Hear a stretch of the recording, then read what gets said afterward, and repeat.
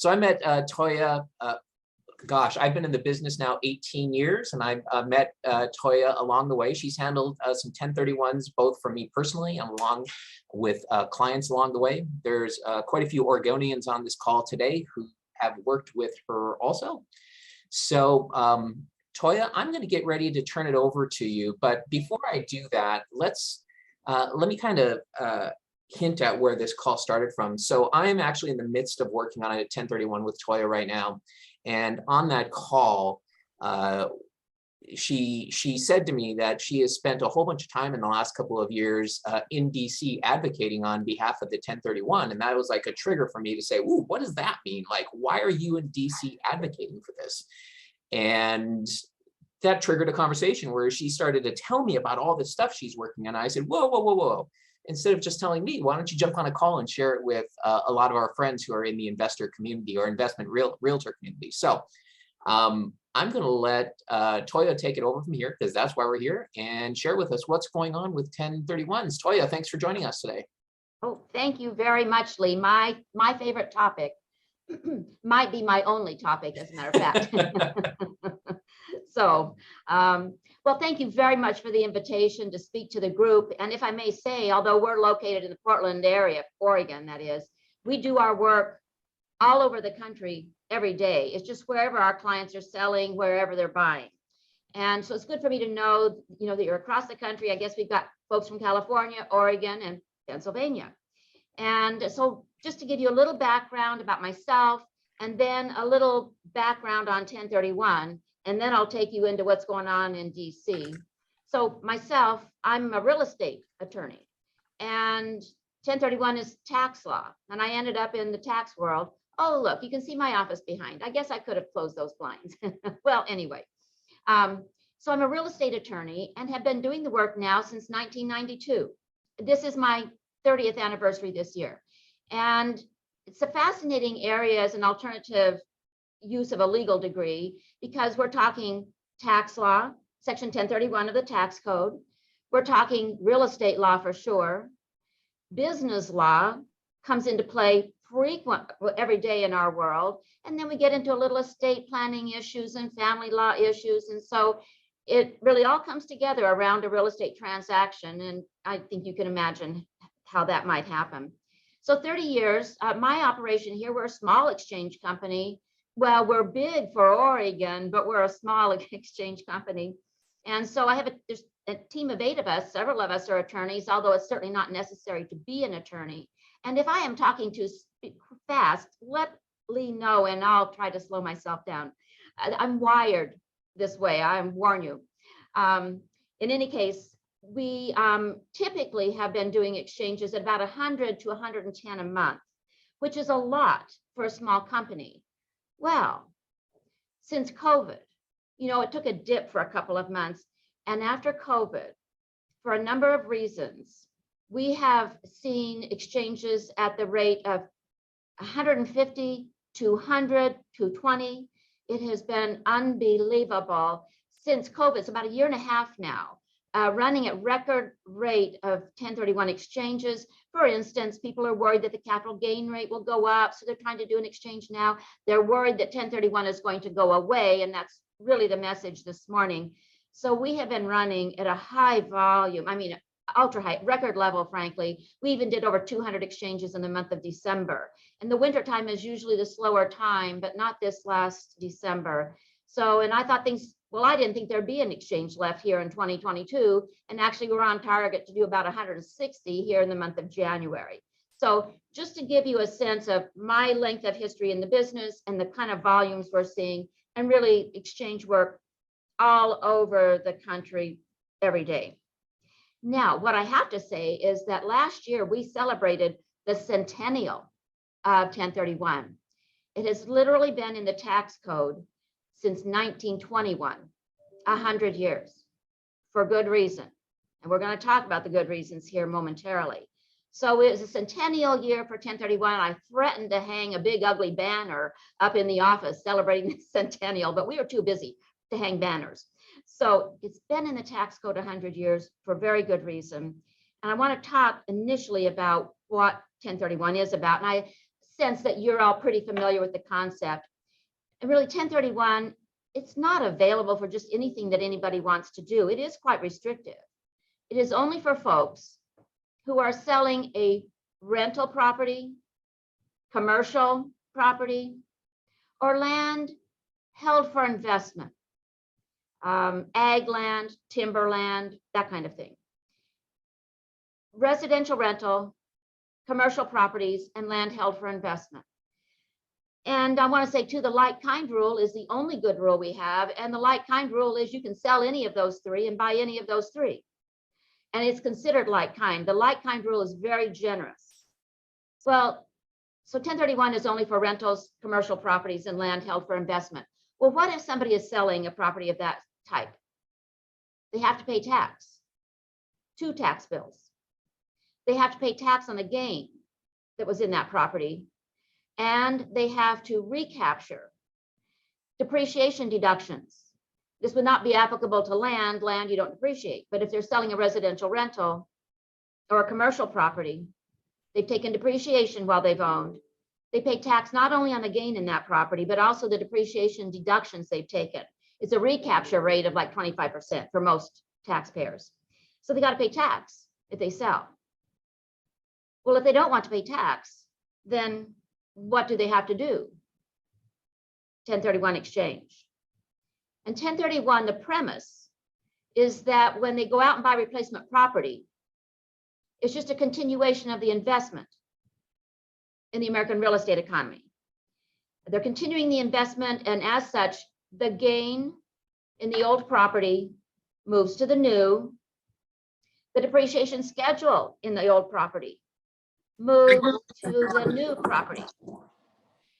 And so our client doing a 1031 doesn't pay tax on gain, and they don't have to recapture. It's a double tax savings for our client. But now keep in mind, 1031 is only a deferral. So the tax bill didn't go away. It just moved to the new property and that continuation of the investment. So that's the construct behind 1031.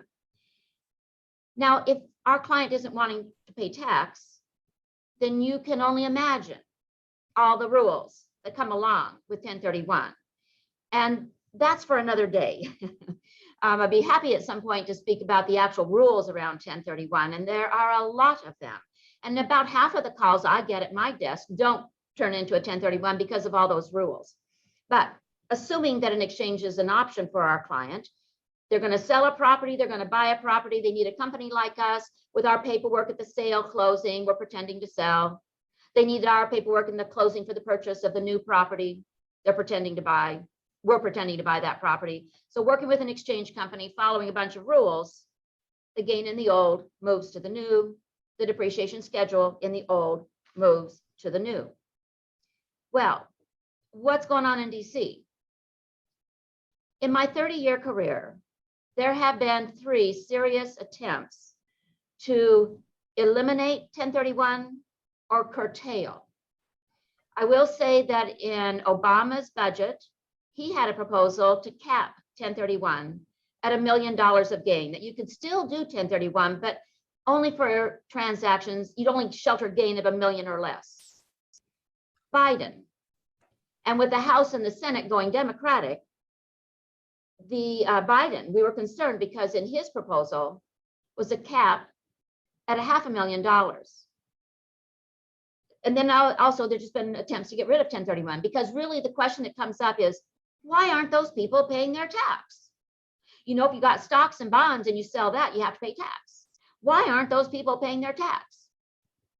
And so that comes up in Congress every few years, and our industry is always on the alert to go in and educate congressmen and women as to why those people are not paying their tax. There's been 3 serious efforts at it.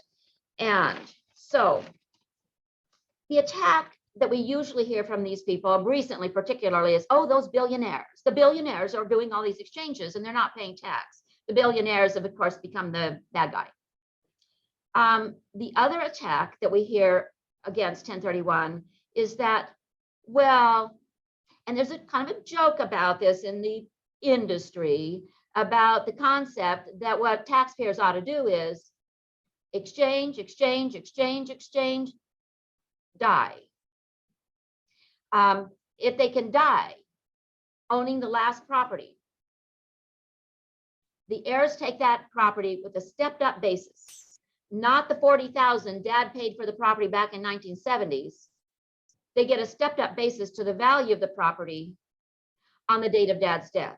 So if dad can die owning the last property, he didn't pay the tax on gain, he didn't recapture, and the heirs don't either. So where am I going with that?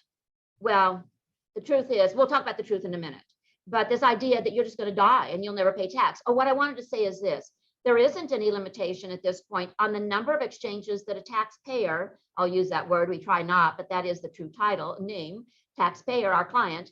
There's no limitation on how many exchanges in their lifetime, and frankly, no limit on the number of exchanges in a year.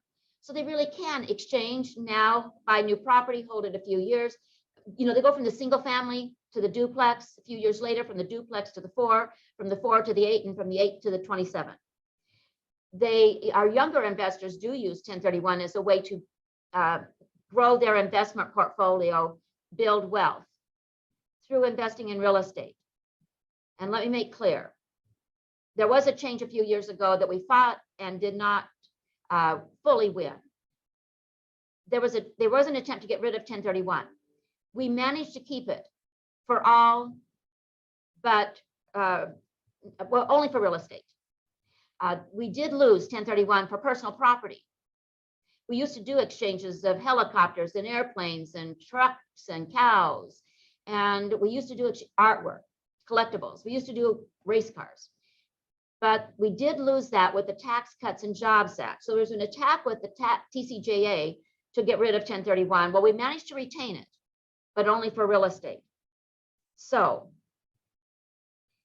our client doing an exchange can use 1031, investing in real estate, and continue that activity over a lifetime. And if they manage to die owning the last property, yes, it is true.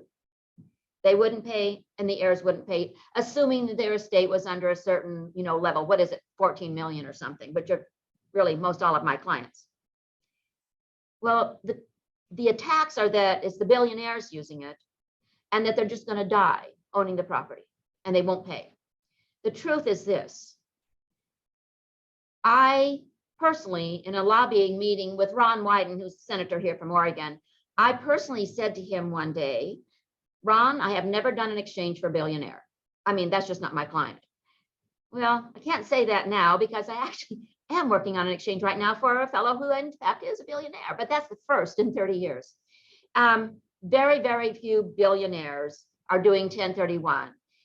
In fact, it's hard for a billionaire to do an exchange, and it's hard for this particular client because he's trying to reposition like $380 million worth of assets. It's a little difficult to get out on the open market and find replacement property at 380 million. I'm telling you, there's just not that much inventory. So it's a tough, a high bar for a billionaire to even attempt an exchange. So there's almost no billionaires that do 1031. I'll tell you in a minute who does do the 1031s. Plus, in terms of they'll die and never pay the tax, that attack. In fact, our industry a few years ago undertook a study. It was conducted by Ernst & Young to look at 1031s. Oh, I'm sorry. This was a study done by some professors to look at 1031 and see, really, are people dying owning the property and never paying the tax? And that study showed, and we just had an update of it this last year. The study shows that I think it's a bit above 75% of properties purchased in an exchange are going to get sold in a taxable sale. And it is what I see in our work in this office, that our client is doing an exchange now because it is right for them now. It achieves a business goal they have now. It achieves a personal goal they have now. We have the client that is selling a rental house to buy a house, one level where their mom can reside. And it has to be a rental, even with mom in there. They're buying a house now because it meets that personal goal now of housing mom, but it's a rental. They show it on their tax return. But 15 years from now, mom is probably gone. Our client doesn't want to be a landlord with strangers in there any longer. They just don't want it. They just sell and pay the tax. Over 75% of the replacement properties purchased in an exchange get disposed of in a taxable transaction, not another exchange. I'll take it back. A few of them get disposed of in gifting or divorce and things like that, but only 25% perhaps do end up in a subsequent exchange. But then another 10 years go by and that property gets disposed of taxable. They're doing it right now because it meets a business goal now, it meets a personal goal now, but everybody's in a different place 5, 10, 7, 20 years from now. And they'll make different decisions. And at that point, they just pay the tax. It's not that important to them to not pay tax, so they'll pay the tax. So that's what the study showed, is the vast majority of the replacement properties do get sold in a taxable event for the most part. Now, what have we been doing in our industry? Well, certainly I am on the board of our national organization, the Federation of Exchange Accommodators. That's a long title, Federation of Exchange Accommodators. And our industry, of course, stays on top of this. We have been working with the same lobbyist for over 20 years now. And every time there's a proposal to curtail, cap, eliminate 1031, he's on the front lines, he lets us know, and we decide how we're going to respond. Now, in previous years, we were kind of going it alone. We couldn't get any other national organizations to help step up to the plate and help out. Well, that has changed. We are a member of what is called the Real Estate Roundtable. The Real Estate Roundtable is an assemblage of about 20 organizations, including National Association of Realtors, the CCIM, the Mortgage Bankers Association, American Land Title Association. So folks that are all peripherally involved in real estate, and they see the benefit of 1031 to their borrowers, to their buyers, to their clients. And so we now have the Real Estate Roundtable that we participate in, and it has been supporting our effort in the last couple of years. And so the Real Estate Roundtable has financially assisted with the lobbying effort. Well, back to Lee's comment about, Toija lobbying. Well, yes, it used to be that we would fly back to DC and we would walk the halls of Congress, and we would have appointments all day long, meeting with folks in the House, folks in the Senate. Well, it wasn't with the senators and the representatives, it was with their staffers. And we would have half-an-hour meetings with staffers all day long, explaining the benefit of 1031, which I've yet to come to for you. We're going to get there. Explaining the benefit of 1031 and why it needs to remain in the tax code and how good it's been for America. Of course, we've never known how that got translated back to the representative or the senator. We were speaking to staffers, many of whom were fresh out of college or fresh out of law school and really never heard of a 1031 particularly. And so we had to educate them on 1031, and then we hope that they carried the message through to their boss. Well, COVID. And so we're not walking the halls of Congress anymore. And what has turned out to be as beneficial as anything we've ever done, Zoom calls. And we've done them in the form of a fundraiser. So we are raising funds for the senator, for the congressperson to, help out with their campaign. And we get half an hour to an hour of their time. And yes, it has taken money to make that happen, but it has been hugely, hugely beneficial and worthwhile because we're speaking directly to the decision maker.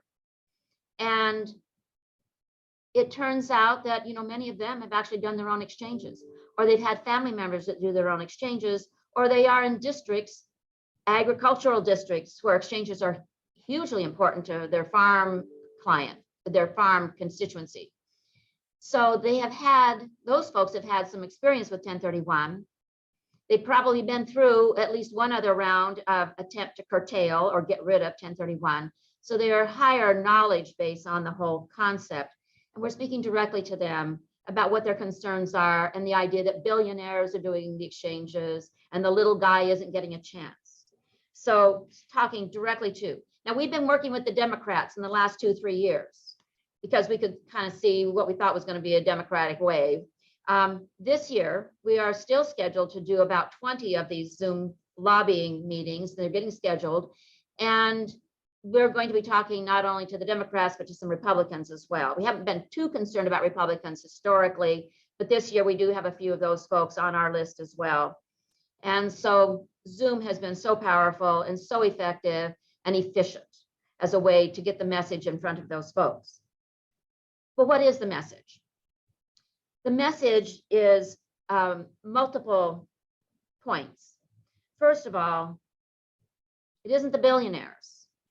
Other than that one client of mine, our clients are all regular Joes. They are small business owners. For the most small business owners, mine are all small business. I've yet to do an exchange for Intel or Nike in our neighborhood. It's all been small business. What are they doing with 1031? We have for an example, the flooring store that was in inner Portland. Granddad put it there 50 years ago. The customers aren't wanting to go to inner Portland to buy flooring. They're out in the burbs, and they'd really rather go to a flooring store out there near them. And so our flooring store client wants to sell the current inner city location and buy maybe a couple of replacement locations closer to their customer base. They're repositioning their business to where the customers are. To advance their business model. And frankly, if they stayed in inner city, in many cases, that business is going to decline. And frankly, that business location is better suited now for multifamily housing, repurposing that old property in the hands of the new buyer. So it allows the business owner to reposition. I have to kind of joke that in the Portland market, we moved almost every car dealer, auto dealer off of, all of a sudden drawing a blank, Canyon Highway. Canyon Highway is where all of our auto dealers were. They're all now out in the burbs. So we've repositioned auto dealers to the location where their clients really want to come and buy cars. So small business owners, also regular Joes. A lot of my clients have picked up a rental house here and there, and to supplement their income, and as part of their retirement plan, they're going to have a portfolio of rentals. And so they, though, will maybe sell 2 of those to go out and buy the 6-plex and step up to 6 doors instead of 2 doors. Small business owners with residential rentals. And they're doing that hugely as part of their retirement plan. So small business owners are who we work with exclusively, with the exception of that one billionaire.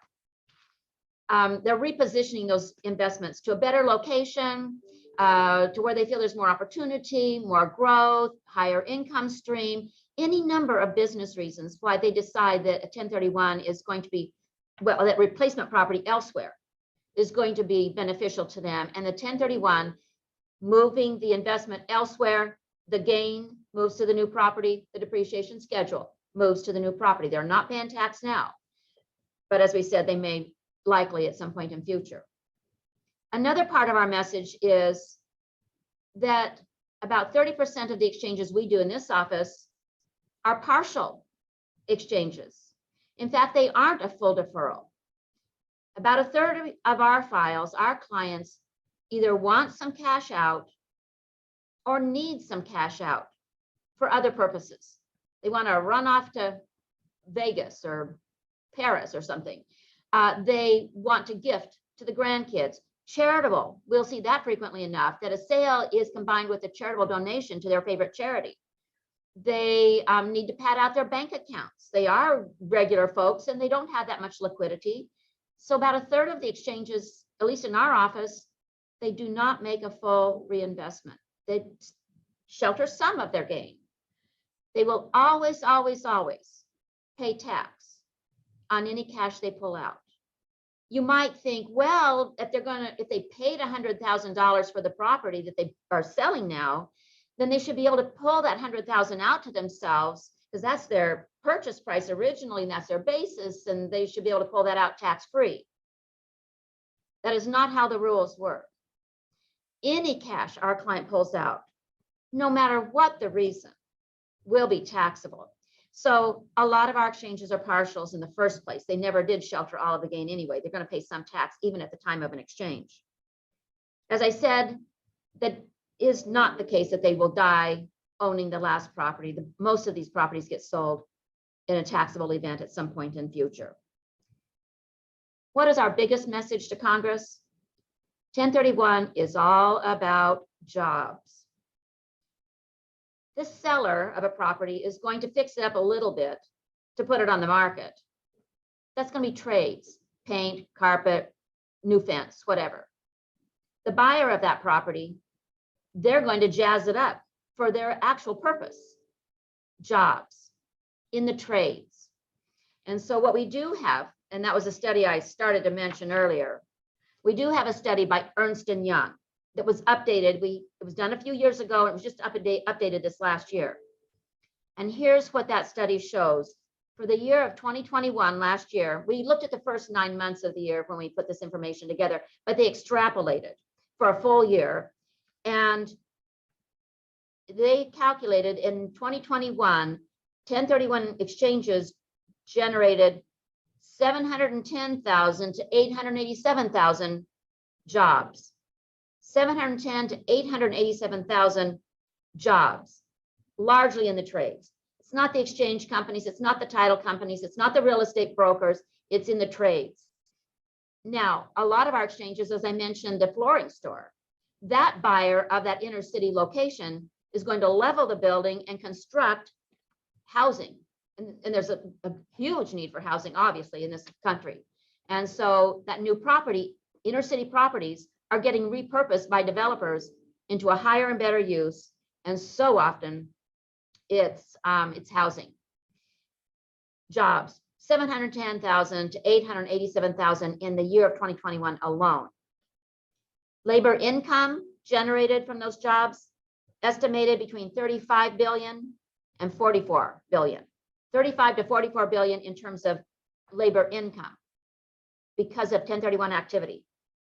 And GDP, the estimate is that it added to the GDP 70 to 88 billion dollars for that year only. 70 to 88 billion dollars.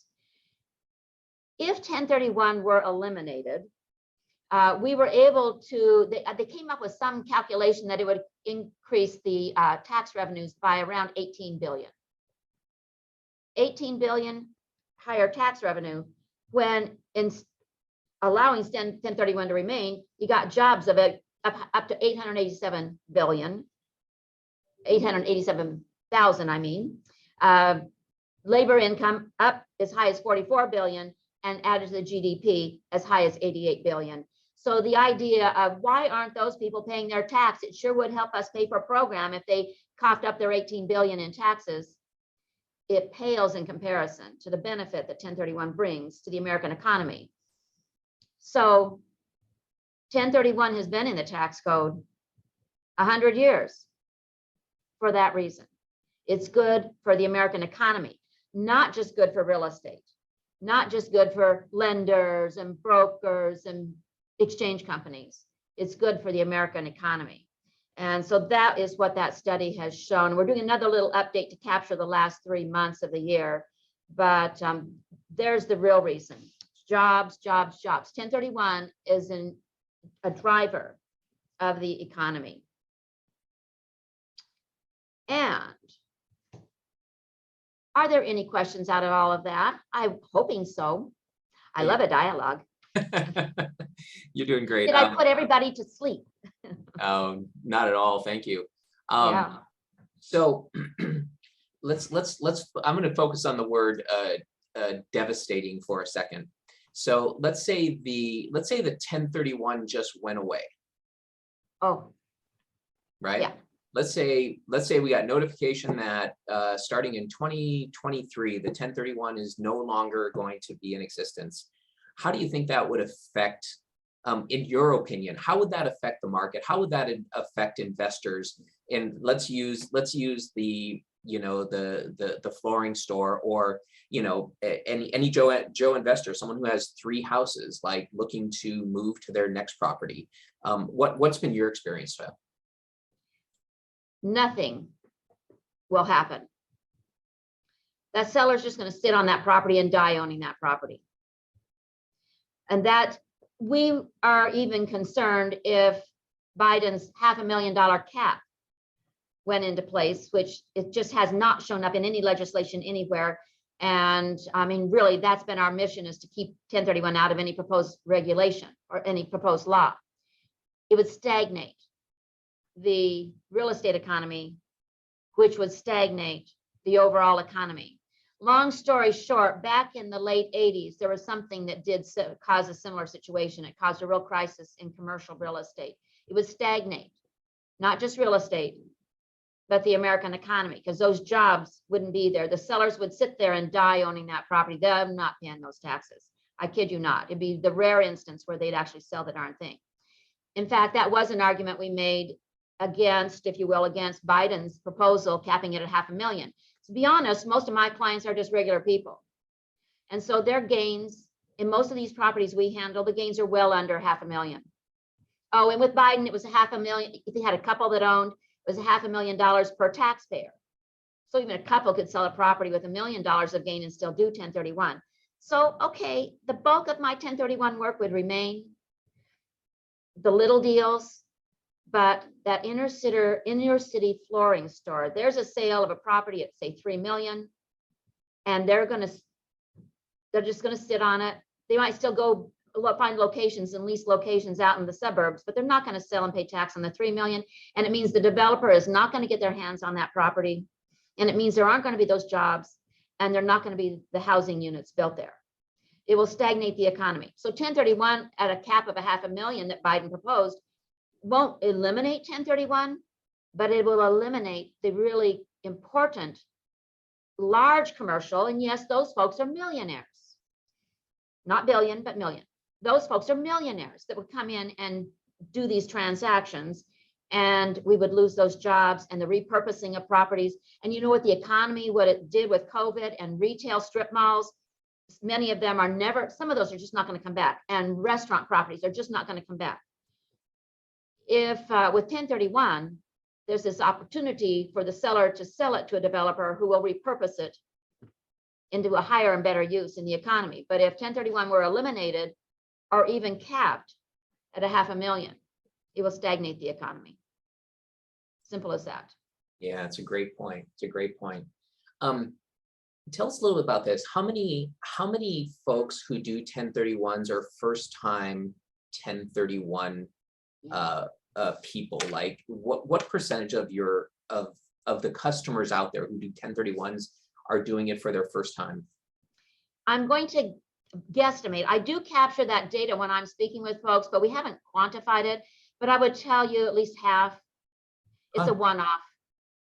They are an accidental landlord. You know what happened? They bought a house, and that was their first time home. And then they outgrew it and decided, well, we'll just keep it as a rental and buy a new home. So it's not that they're really committed lifelong investor owning rentals and portfolio properties. They're an accidental landlord, and now mom needs housing.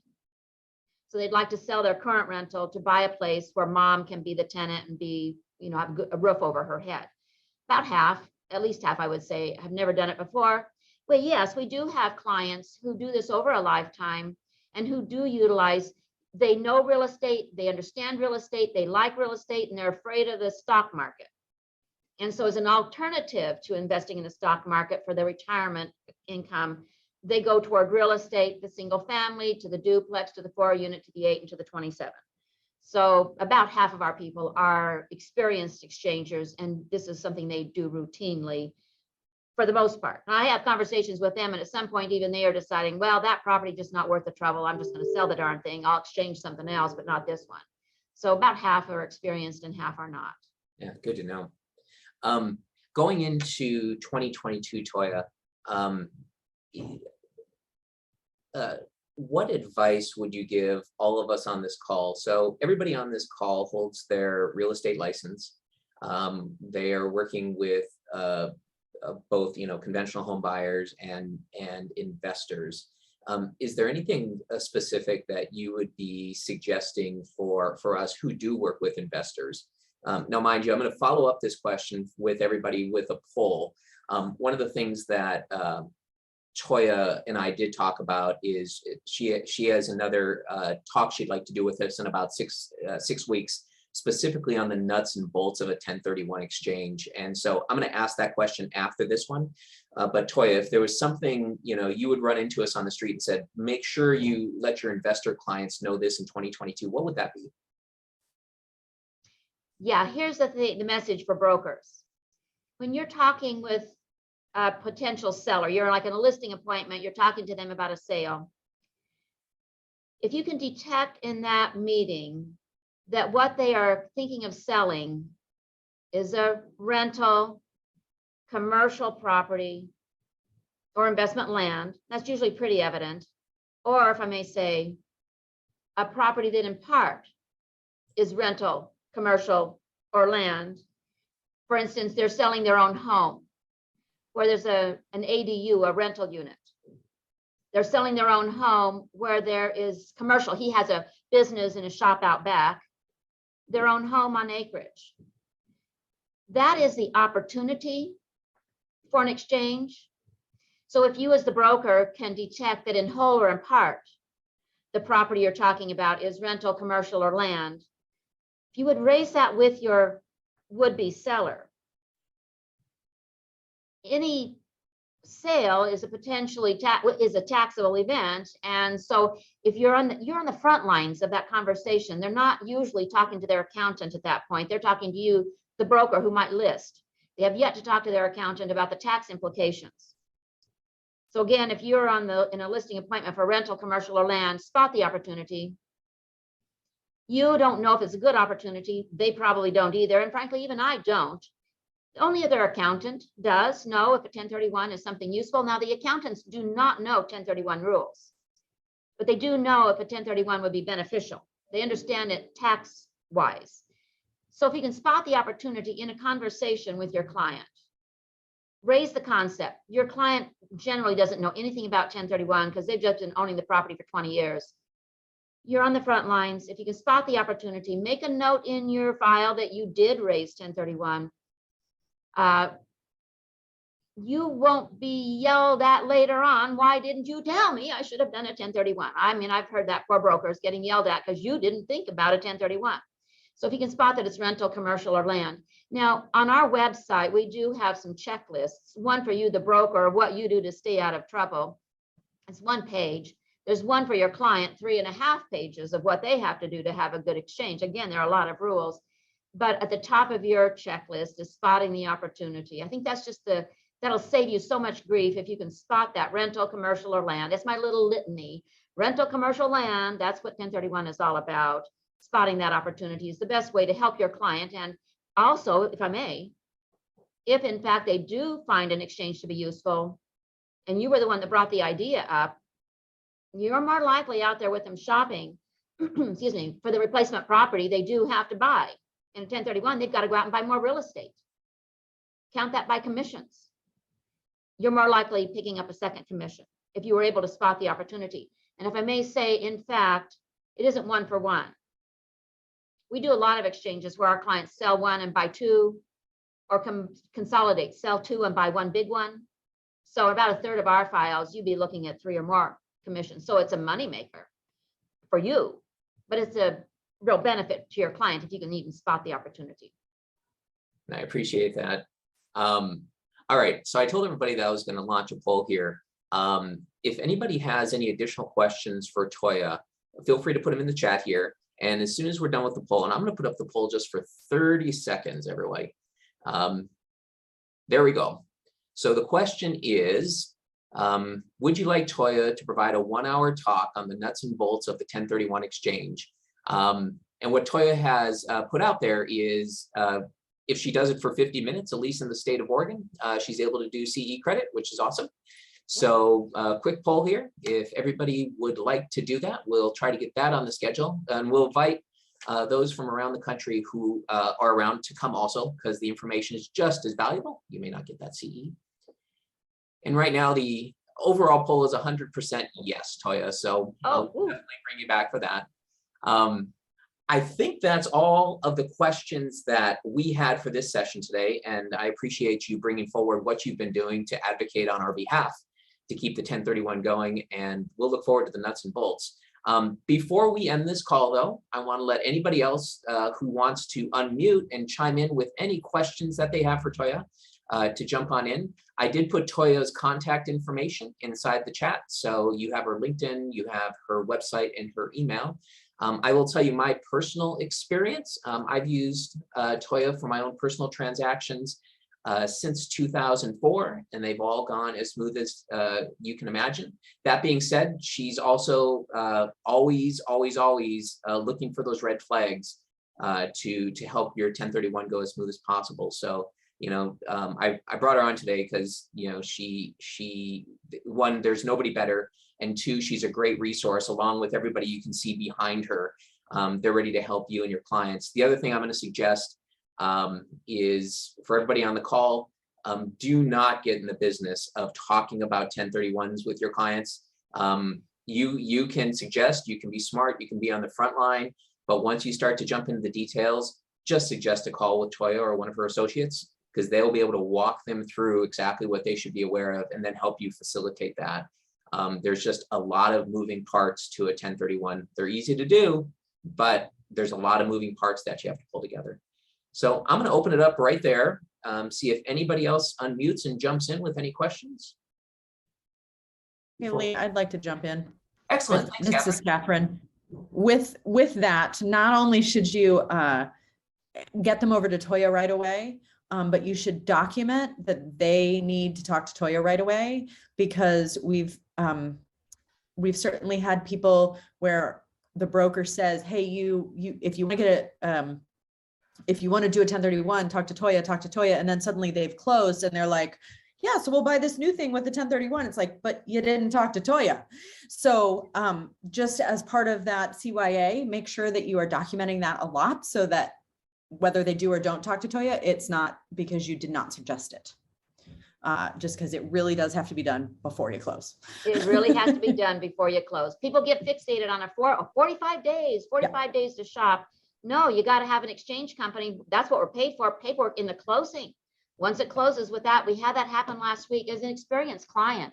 And it was just the worst feeling, because I can't fix something after closing. Yeah, for sure. And I will say too, that we're paid, you know, to do exchange work, but being a resource is as important as anything we do in this office. And there's no charge for that, even though several of us are attorneys and we've got a paralegal. And it's tax law. And there's rules you just couldn't even imagine are in there.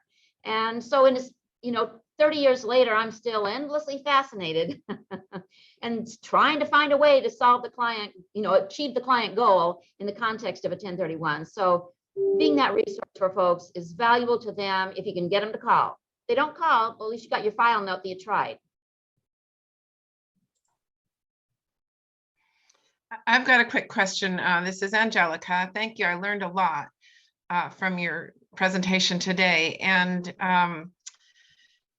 you might be covering this in your next seminar, which is why I'm sort of waiting till the end to ask. But I'm surprised that that the numbers of 1031s are up in this market, because at least in the residential real estate, how do you ever have time? By the time you've identified that property, it's sold. I don't understand how people are doing 1031s right now. But if that's something you want to talk about next time, I understand. Nope, let's talk about it now. You're right. It is stunning. The success that clients are having with 1031 in a market where there isn't any inventory. So Angelica and everybody, this is a huge amount of work for you and for your client to have a successful outcome to the exchange. And I will tell you, 90% of our exchanges are successful. 10% fail. But when do they fail? It's when the client hasn't spoken to us well ahead of time. And just prior to close, they decide, oh, better try this. They're going into the exchange, the sale's closing in a few days, and they have not done much shopping, if any. They're essentially paying us a fee to buy that 45-day window, which we will talk about next time. They're paying us a fee to try. So most of our exchanges that fail, the folks know going in, and the fees are fairly nominal. So they figure, well, it's worth a gamble. We'll try. And we get to day 45, and if they haven't found anything, then yes, the exchange has failed. But it's because before the sale closed, they have been window shopping their target market. They've been running you ragged trying to find stuff.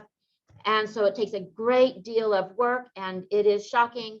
But my colleagues across the country, because of course I'm on the board and I'm talking to competitors all over the country, we have all of us experienced record level business in this last year, even with the inventory circumstance being what it is. So they're doing it. So I have a question. With so many people now looking for dual living situations, either because they want to bring family members into their home or they want extra income or whatever, what are some of the things that actually define a property as 1031 exchangeable property?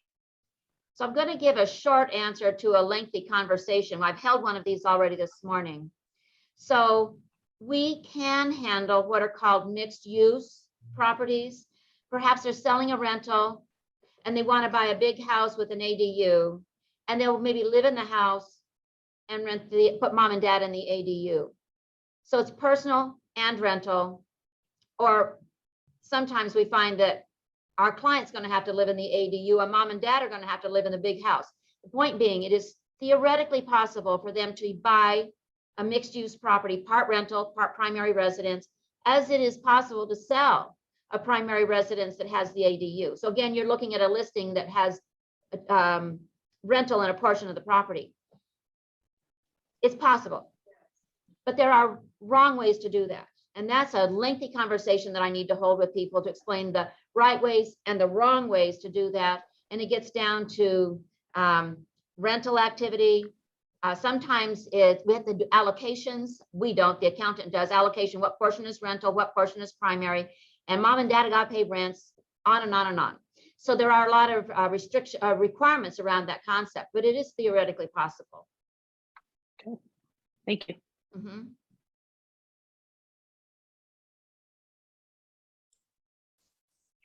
All right, Toya, I'm not seeing anything else popping up here. Okay.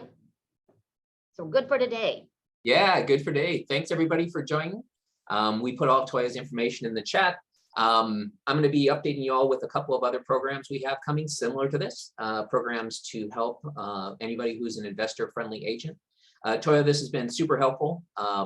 It's always good to hear the work that you're doing out there. Thank you for advocating on our behalf. Thank you for always being there to take our calls.